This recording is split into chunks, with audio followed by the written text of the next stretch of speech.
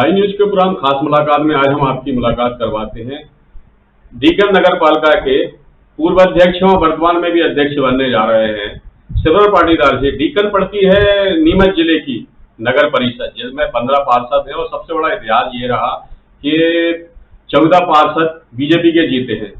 तो श्रवण जी, high news में आपका बहुत बहुत स्वागत है। जी, सबसे पहले आप थोड़ा पिछले जो विकास के क्या विकास किया आपने नगर में, क्या आप इतने बहुमत से जीते हैं इन 5 सालों में, आपने बताइए थोड़ा।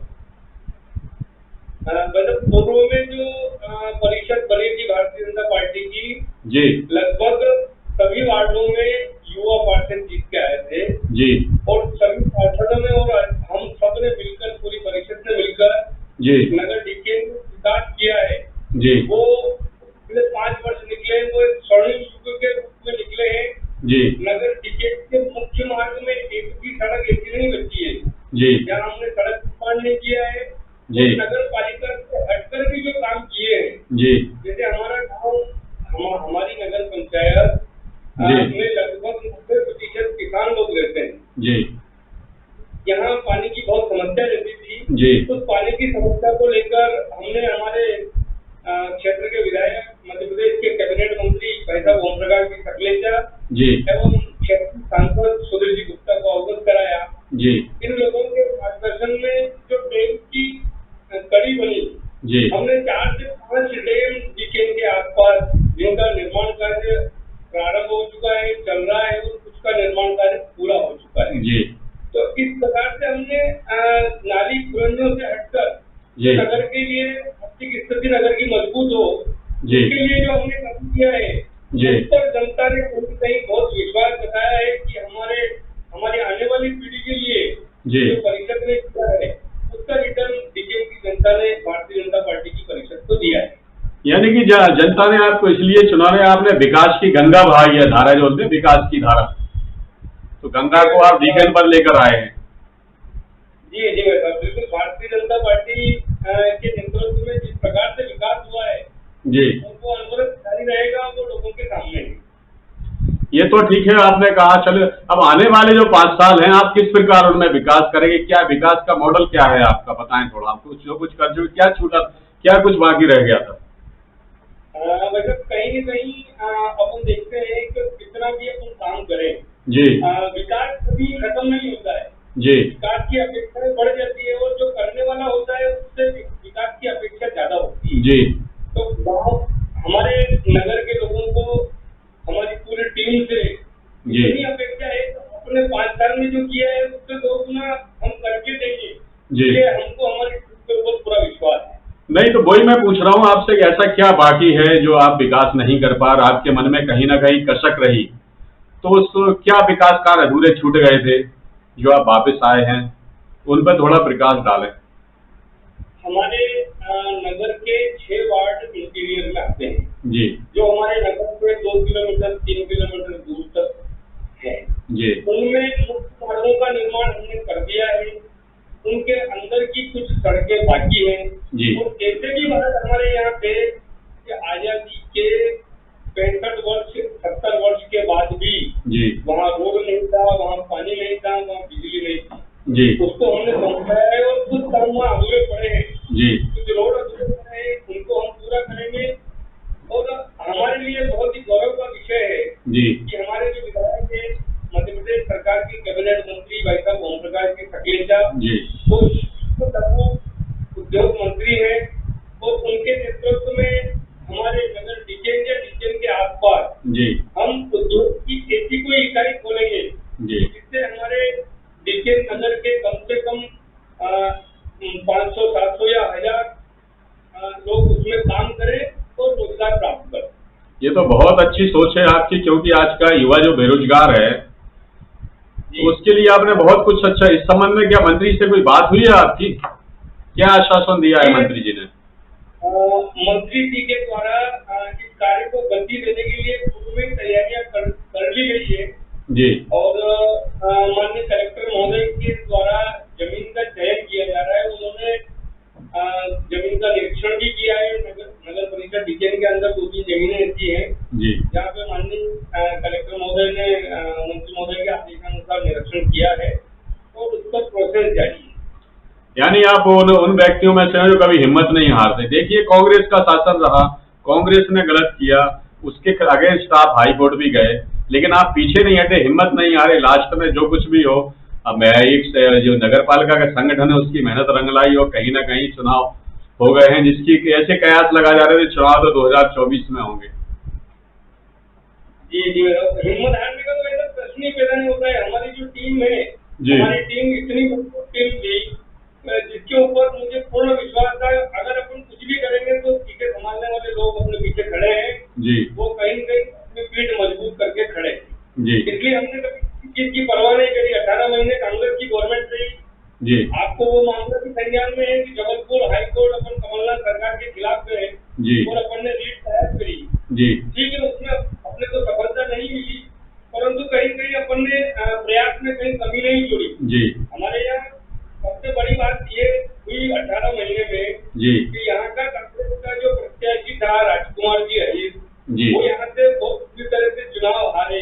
जी तो उन्होंने दरअसल राजनीति करी। जहाँ जहाँ भारतीय जनता पार्टी अधिकृत प्रत्याशी थे, जी जहाँ जहाँ भारतीय जनता पार्टी की नगर परिषदें थी, वहाँ कलेक्टर को पूरा दबाव में लिखकर जी निर्माण कार्यों को रुक कराया गया, बंद कराया गया।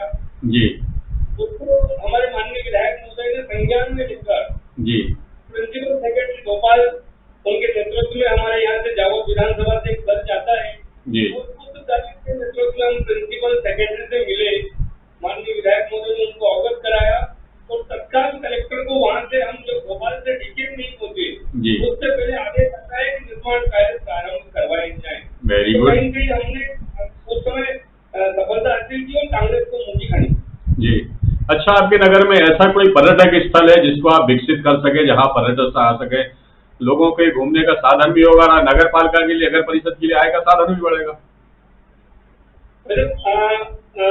अगर अपन देखें तो मूल रूप से नगर परिषद में तो ऐसा कोई पर्यटन स्थल नहीं है जी पर नगर परिषद से लगा हुआ भगवानपुरा पंचायत हमारा एक गाँव है। जी तो भगवानपुरा पंचायत में बूढ़े महादेव बहुत पुराना स्थल है जी और वहाँ पे बहुत ही, और अभी बारिश के समय में तो बहुत ही मनमोहक और मनोहर दृश्य होता है। जी वहाँ झरना गिरता है और बहुत ही शानदार और बहुत ही पुराना मंदिर है। अच्छा, ये बूढ़े महादेव नाम क्यों पड़ा, इसके बारे में कुछ बताएंगे आप?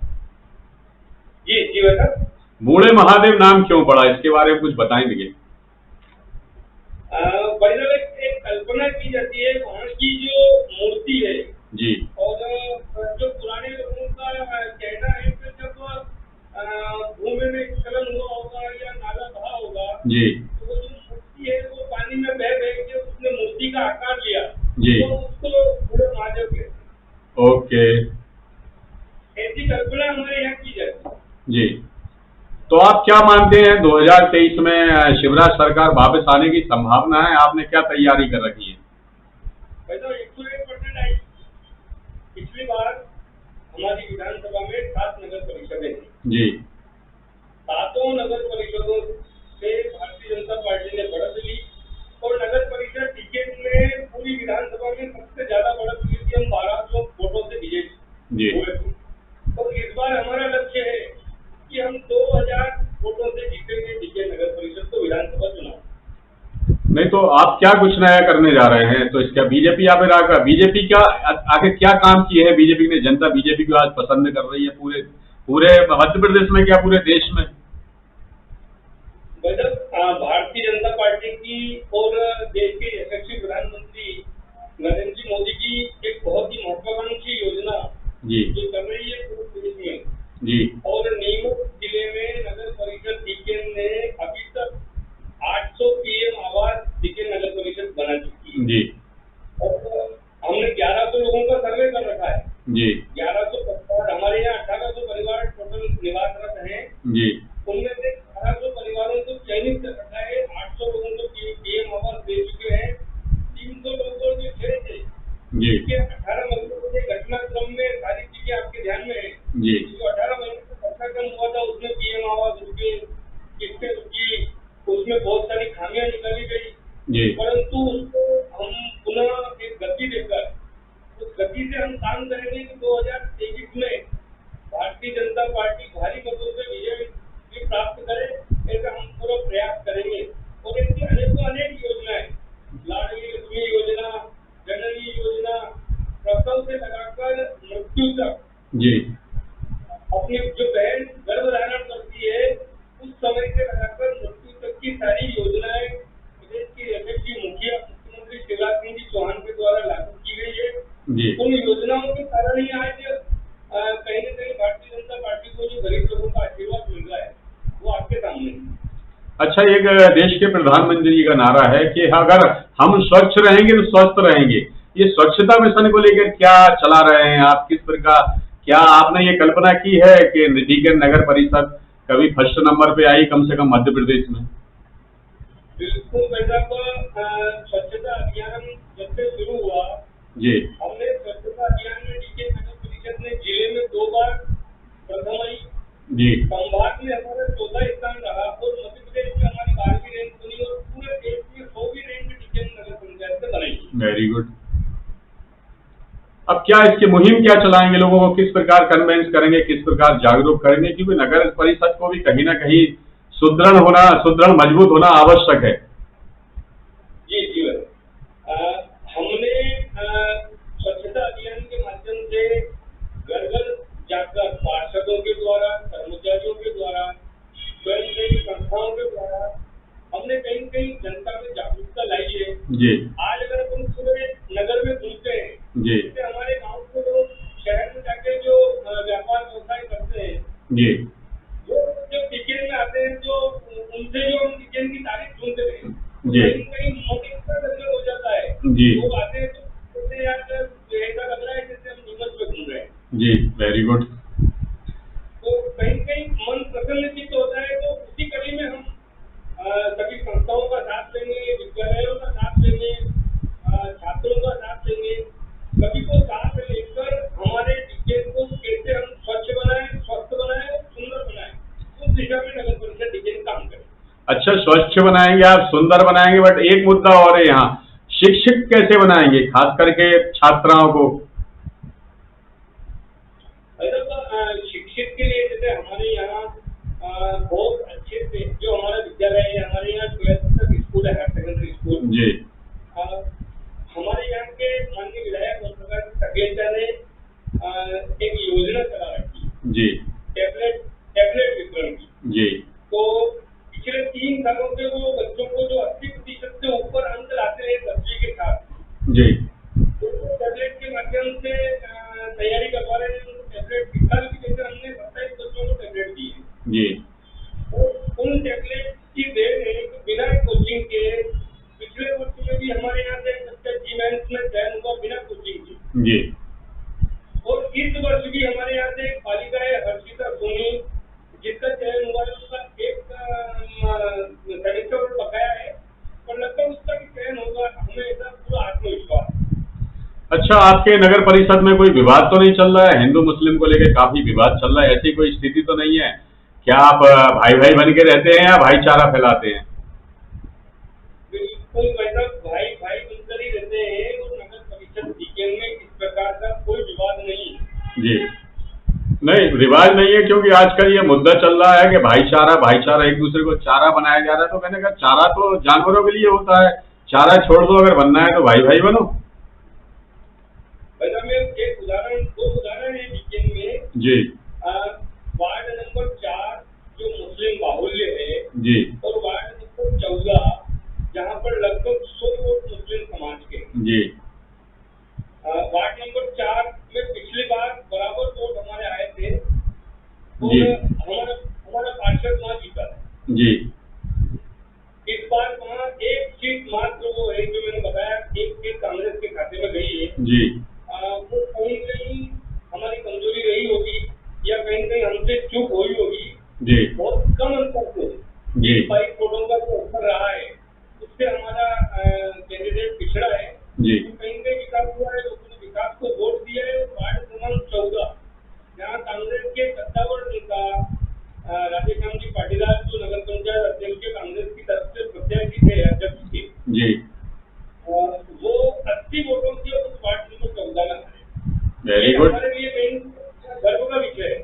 नहीं तो आपने तो इतना कुछ इतिहास रच दिया, उसके बाद किस बात का आपको अफसोस है? मलाल है, अगर एक बार बाढ़ चला भी गया तो एक जब आपके पास विपक्ष होने की जब आवश्यकता है, अगर विपक्ष होगा तभी तो आप मजबूत होंगे। क्योंकि एक उदाहरण है, जिस देश में खलनायक नहीं होंगे, नायक ही नहीं, वहां की शक्ति जो है शून्य होगी, क्योंकि शक्ति का एहसास तो विपक्ष ही कराता है ना। नहीं मतलब विपक्षी वाली बात नहीं है, हम तो मोदी जी के सपने को साकार करने में लगे हैं। जी कांग्रेस को भारत करना है तो हम सबसे पहले हमारा ये प्रयास है, हम हमारे नगर कांग्रेस मुक्त करेंगे तो भारत कांग्रेस मुक्त होगा। जी तो उसी कड़ी में हमने कहीं न कहीं एक कैंडिडेट के ऊपर शिकस्त खाई है, जी। तो हमें अफसोस है पार्टी बार वो नहीं खाई। जी, चलिए आपने जो टाइम निकाला, क्या मैसेज देंगे लास्ट में हाई न्यूज के माध्यम से, खास करके डीकेन नगर की जनता के लिए? डीकेन नगर परिषद की जो जनता है, मैं उनको बहुत बहुत धन्यवाद और बधाई की गहराइयों से देना चाहूंगा कि डीकेन की जनता ने जो भारतीय जनता पार्टी के ऊपर विश्वास जताया है, कहीं न कहीं जो जनप्रतिनिधि चुनकर भेजे हैं वो उनकी आशा और विश्वास के ऊपर खरा उतरेंगे। मैं ऐसा आपके हाई न्यूज चैनल के माध्यम से डीकेन की जनता को आश्वस्त कराना चाहूंगा कि आपने जो पूरा विश्वास किया है उसको 101% हम पूरा करने का प्रयास करेंगे और हम अंतिम सांस तक डीकेन के विकास के लिए लड़ेंगे। ठीक है श्रवण जी, उम्मीद करता है हाई न्यूज आप जरूर प्रयास करेंगे और जितने सफल हुए आगे भी सफल होंगे और रोजगार, युवाओं के लिए रोजगार भी उपलब्ध कराएंगे। मिलते हैं जल्दी ही इस कार्यक्रम में किसी दूसरे नगर पालिका अध्यक्ष से।